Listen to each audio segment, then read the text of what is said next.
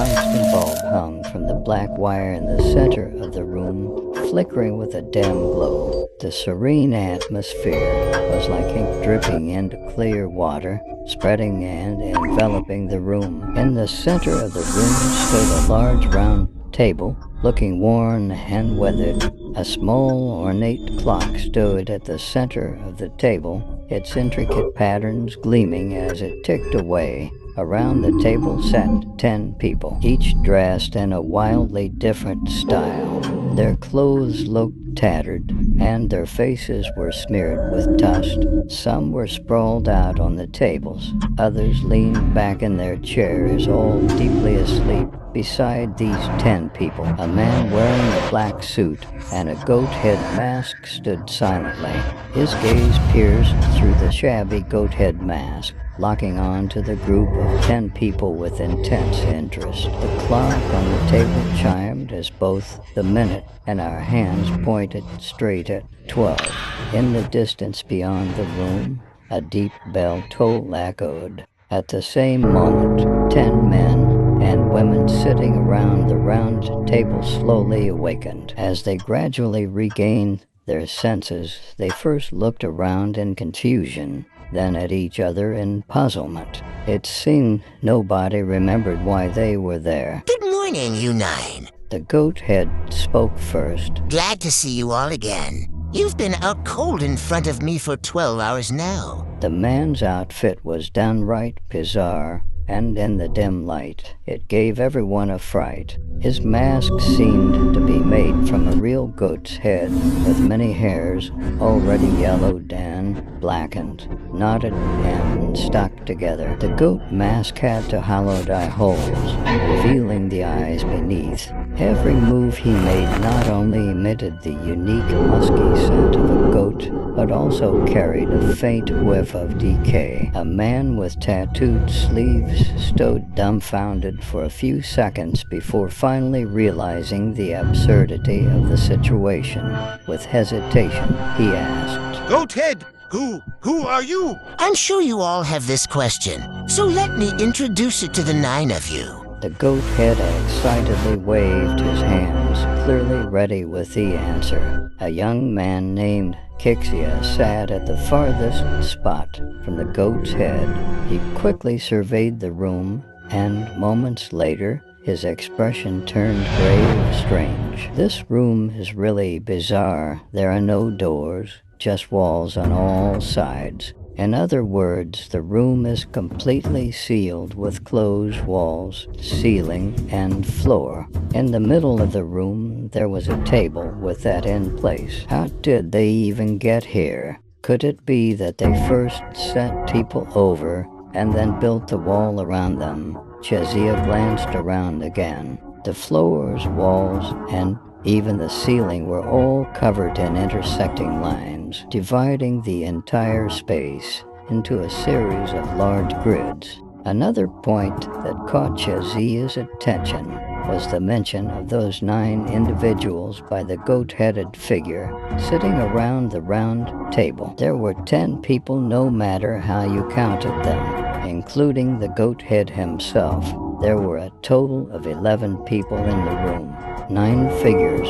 What does that mean? He reached into his pocket, and as expected, his phone had already been taken. No need to introduce us. A cool and aloof woman said to the goat-headed figure, I advise you to stop your actions right now. I suspect you've been holding us captive for over 24 hours. You are now guilty of illegal detention. Every word you say will be recorded and used as evidence against you. As she spoke, she brushed the dust off her arms with disdain.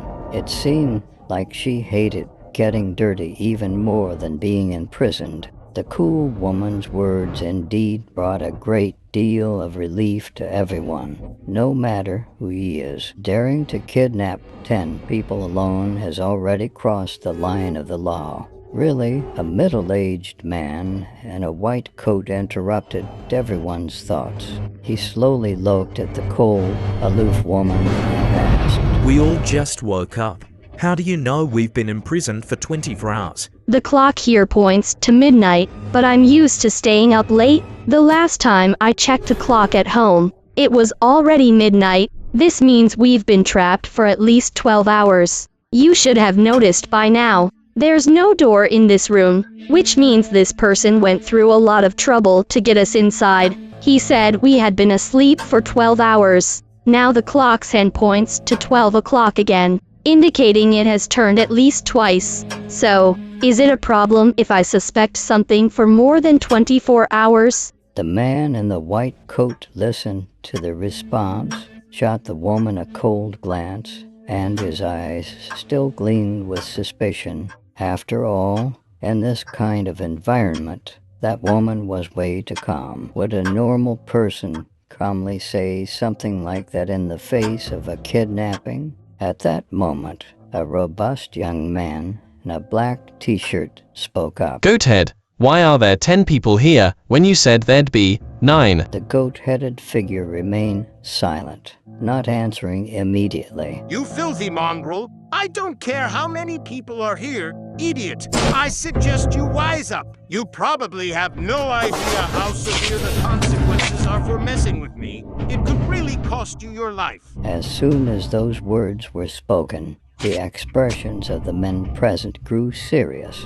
It was indeed time for someone to take the lead. If we can take down this goat-headed beast together, we'll still have the situation under control. But everyone soon realized that their legs felt as if something had been injected into them, and now they were completely powerless.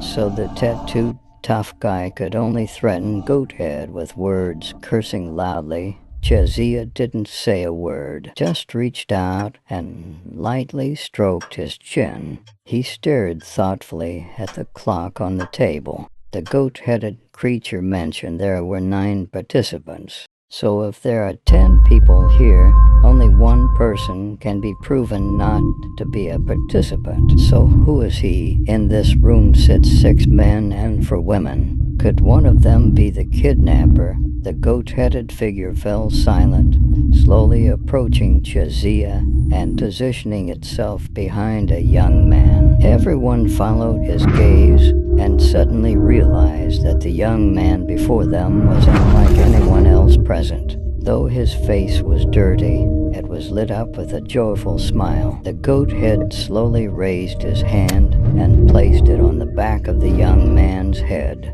The young man's smile grew more sinister, his face brimming with excitement. He glanced at everyone, as if he had known something all along. With a dull thud, the goat-headed figure slammed the young man's head onto the table. Takish white substance splattered like spilled paint, spreading across the table in an instant, leaving blood spatters on everyone's faces. The young man's head was smashed to pieces on the tabletop. A distant chime echoed once more outside the room. Jadzia was close to the corpse and felt something unknown sticking to his face, warm and sticky. He questioned himself, wondering if his mental fortitude was truly strong enough.